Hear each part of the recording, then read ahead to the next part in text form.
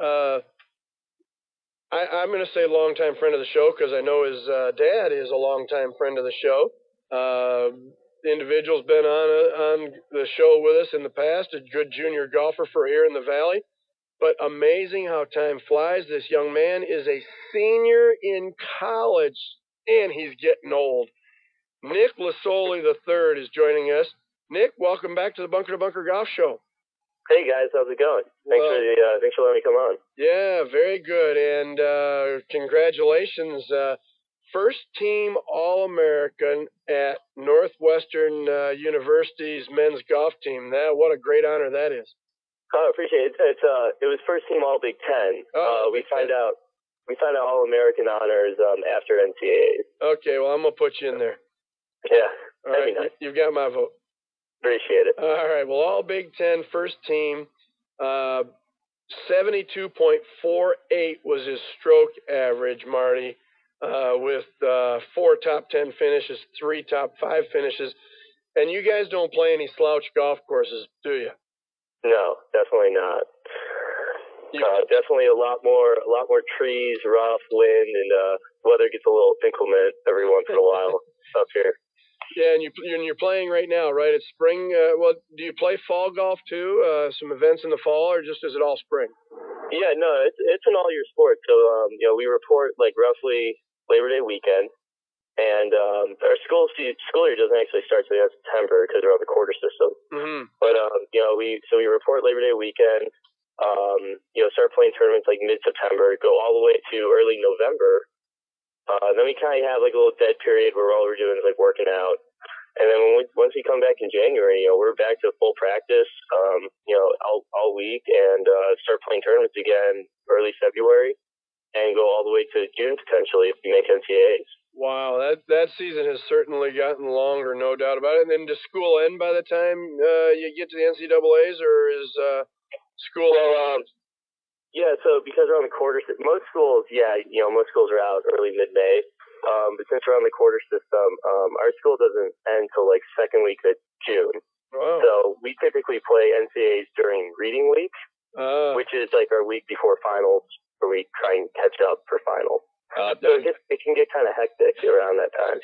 Nick, my co-host here doesn't know what the quarter system is. Yes, I do. It's 10 weeks, Greg. I know, Marty. And then 10 and 10. But I've done both the quarters and the semester.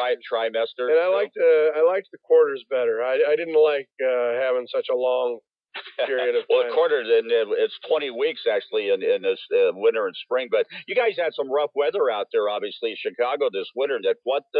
What kind of, where do you guys practice? Indoors, obviously, and does Luke Donald show up once in a while to say hi?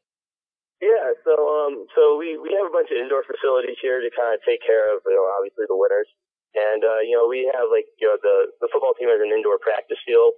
And so we have a bunch of mats that we haul into there, and we hit balls, in there, and we do a lot of wedge work. And then we have a little indoor short game facility where, you can, it's obviously a putting green that we can change the speed on. Wow.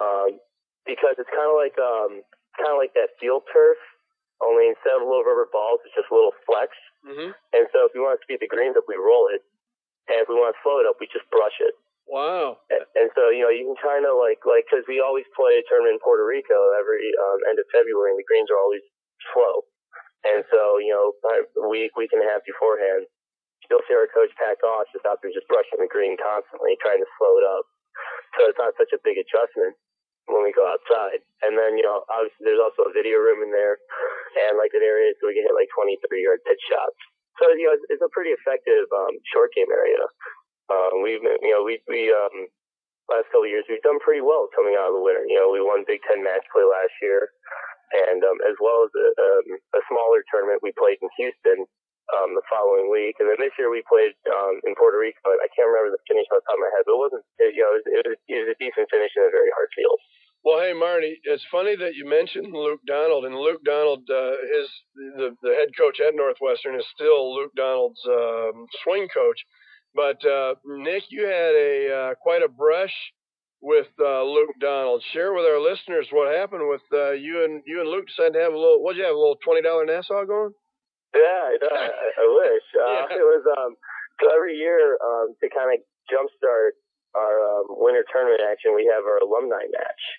And so we go down to Jupiter, Florida to Luke Donald's club, and it's our team versus a bunch of alumni from the golf team, former teammates. And, we play like kind of like an individual match play, like Ryder Cup event, us versus them. And I drew Luke Donald this year, being that I was the lone senior. Uh-huh. And I beat him 1 up. So, it was a fun experience. He had an off day. Come on. But I did capitalize when there were opportunities. So it was a fun match coming down the stretch. I was actually 4 down through 12. Wow. And I was my teammates, being the supportive guys they are, they put the over-under at me losing 5 and 4. So at that point, I was just trying to beat that. I just wanted to beat the over-under. And, I ended up winning 5 straight holes. Wow. And got to 1 up and then held on the last hole and made like a 6-footer for par. Wow. And, Were you nervous? It was wild. Oh my God, I haven't been that nervous in a long time. That had to be fantastic. Well, you win a couple of things. Luke Donald looks like a really nice guy, is he? Oh, he's a great guy. And okay, now compared to you to Luke Donald, who hit it further and how much further? It was I would say, I edged him a little bit, but that's the one thing about his game that I don't think people realize. He really doesn't hit it that short. Like my TrackMan numbers, or like my ball speed and the carry I hit, I'm like a little bit above tour average. And I would say I was only getting it by in like, 10, 12 yards or so. So, he wasn't like dinking it out there. I think a lot of people have that perception that hit it very far, but he can move it out there pretty good. Yeah, he actually is averaging 289 on tour this year. So you're hitting it. What's your swing speed and what's your ball speed? I'd say my swing speed's like 110 to 112, and ball speed's like high 160s, 167, 168, something like that. Must be nice, huh? That's moving a golf ball. Well, yeah. If you were young, you could too. No. Well, we're speaking with Nick Losole III, new all Big Ten first team player, senior at Northwestern University. What's on the horizon now? I know the tournament that I played in when I was in college was the Scarlet Invitational. Has that happened yet, or is that coming up? Scarlet Invitational, is that the Ohio State tournament? Yeah. Okay, yeah, no, they have theirs like early April now, but this year they didn't have it because they're hosting a regional site. Oh. And there's a good chance we're going to end up at that one. Uh-huh. So they don't want to show their cards to any teams that, could potentially end up at that site. No, now we got regionals coming up, not next week, but like the following week. So like the week of like May 15th, roughly. Mm-hmm. And there's we can go to any site. One of the sites is actually at Arizona State. Oh. So I personally want to go there because I know that course. But it's nicer weather too. Oh yeah, yeah. Maybe the thing called the sun will come out. That'd be nice. Yeah. But no, there's we got regional in a couple weeks, and then like I said, national or NCAA's the finals would be the first week of June. And what's on the horizon after that? Are you looking forward to obviously graduating, and will your amateur career end in 2013 and go professional, or will you stay amateur for a little while longer and get all the bugs worked out and then go make your impact? Yeah, I think I'm gonna turn professional sooner rather than later.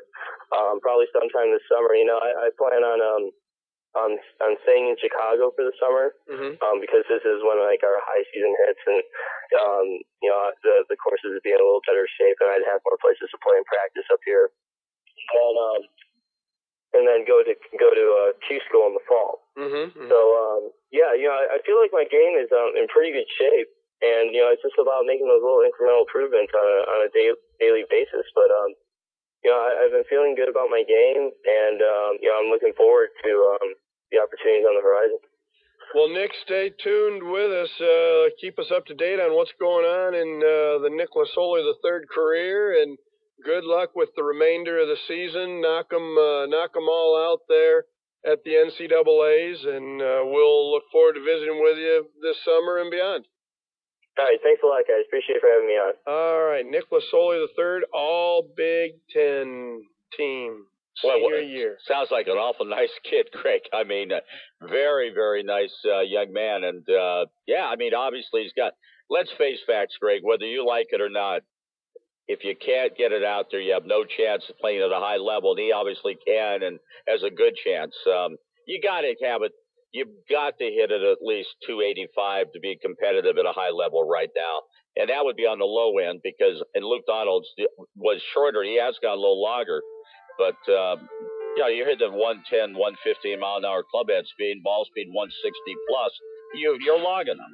Well, I'm really surprised that with the memory that you have, you didn't realize that he was the 2010 Arizona Amateur Champion, Nick Losole, and that was just before going into his, what was it? It was just before going into his sophomore year in college. So, all right, when we come back, we're going to slow things down here on the Bunker to Bunker Golf Show.